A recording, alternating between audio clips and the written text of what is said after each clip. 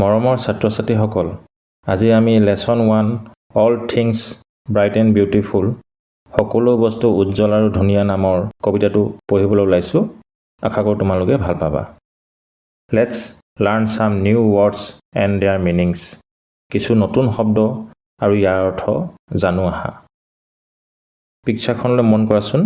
ইয়াত এজনী ময়ূৰ চৰাই আঁকিছে আৰু এই ময়ূৰ চৰাই গোটেই গাতে চোৱাচোন কিছুমান শব্দ দিছে আৰু ইয়াৰ কি কৈছে ইয়াৰ অৰ্থবোৰ লিখি দিছে লগতে।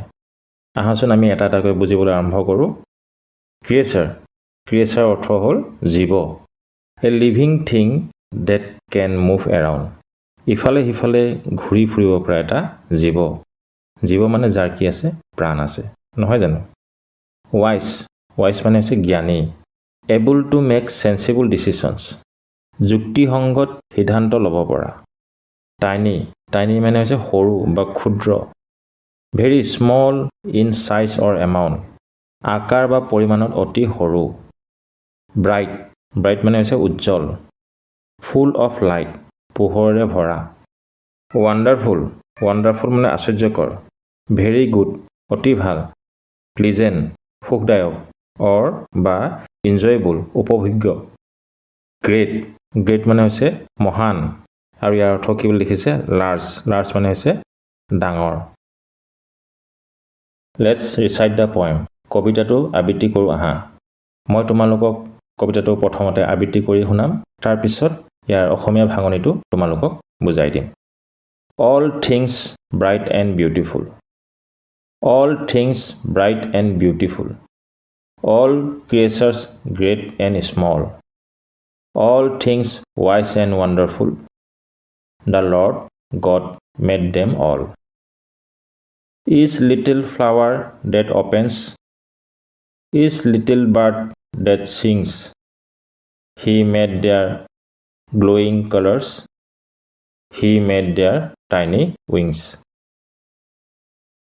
এতিয়া মই ইয়াৰ অসমীয়া ভাঙনিটো তোমালোকক ক'ম। All things bright and beautiful.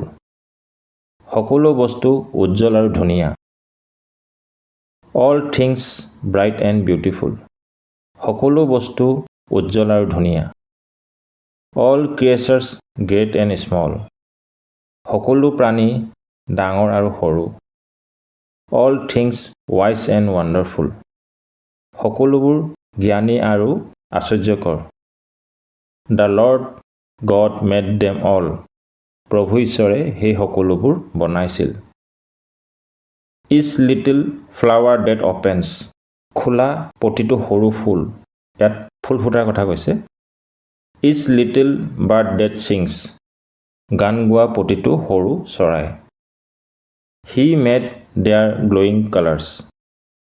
তেওঁ সিহঁতৰ জিলিকি থকা ৰংবোৰ বনাইছিল। He made their tiny wings. তেওঁ সিহঁতৰ সৰু সৰু ডেউকাবোৰ বনাইছিল। আশা কৰোঁ তোমালোকে কবিতাটো ভালদৰে বুজি পালা। ইয়াৰ পিছৰ পৰ্যায়ত মই তোমালোকক ইয়াৰ প্ৰশ্ন উত্তৰবোৰ ভালদৰে বুজাই দিম। আজিলৈ ইমানতে এৰিছোঁ। Thank U.